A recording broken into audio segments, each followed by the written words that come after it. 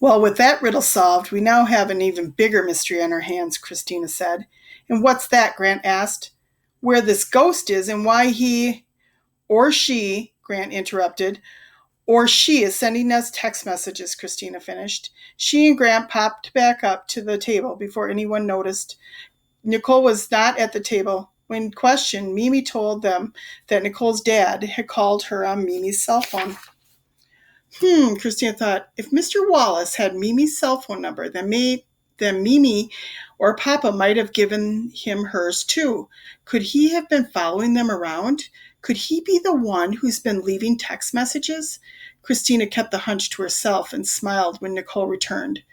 That was your dad? Christina asked. Yes, Nicole replied. He's in the area planning the next shipwreck dive. He said he'd be on Lake Superior tomorrow with his crew, so he'll be close by. That's great, Christina said. Then she asked Mimi if she could be excused to use the bathroom. Papa rubbed his stomach. That was the best walleye cheek chowder I've ever had. Nicole and Dominic agreed wholeheartedly, and Grant just nodded. He hadn't touched his soup since the text message arrived. Although his soup was probably cold by now, the mystery was just getting hot. Chapter 11. The Fitzgerald Peril. The kids piled in the back of Papa's big SUV. They had been driving for hours, heading over to the last of the Great Lakes on their tour, Lake Superior. On the long ride, Grant and Christina shared the latest text message with Dominic and Nicole. A ghost? Really? What makes you think it's a ghost? Nicole asked with sincere curiosity.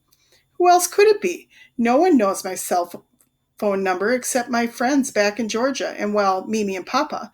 A ghost is all we've got, Christina said. But a ghost? Nicole repeated. It is pretty far-fetched, huh? Christina conceded.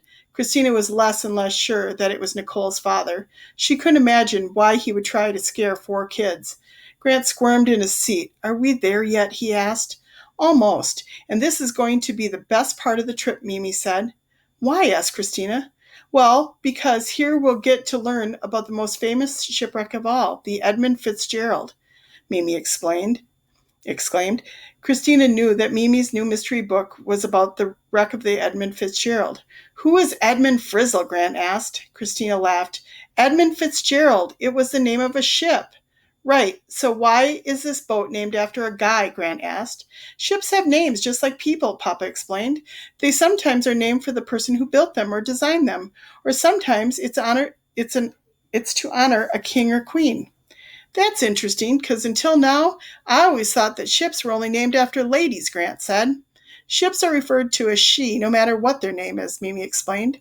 So why is the wreck so famous? Christina asked Mimi. Mimi turned around to face the kids. Well, there are a couple of reasons, she said. The Mighty Fitz, as she was nicknamed, was the largest ship on the Great Lakes when she was launched in 1958. Then, in November 1975, she sunk. A wicked winter storm had been pounding her for a while, and she was headed for safety when she sank suddenly on Lake Superior. No distress signal, nothing. The entire crew of 29 died in the wreck. But I think what added to the attention of the disaster was that a song was written about the ship. That's right, Papa shouted. A fellow by the name of Gordon Lightfoot wrote it. Papa thought a few moments, then belted out the tune. The legend lives on from the Chippewa on down of the big lake they call Gitchagumi. Papa continued to sing while he drove on. Gitchagumi? Grant asked. Nicole laughed. Gitchagumi. It's an American Indian name from the Algonquin language for the lake. An American Indian tribe called the Chippewa lived here long ago, and they named the lake. I didn't know the Chippewa Indians were here, Christina said. It's true, Nicole continued.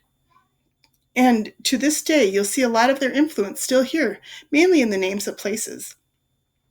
Though the tune Papa was singing was sad, it was interesting. Christina wanted to hear more. Papa, can you sing it again? She asked. Sure can, Papa said, and gave his rendition of the folk song. The lyrics were of a November turned gloomy and a lake that never gives up her dead. Christina sat back in her seat and imagined what it must have been like for the sailors who risked everything, sailing the Great Lakes for a living.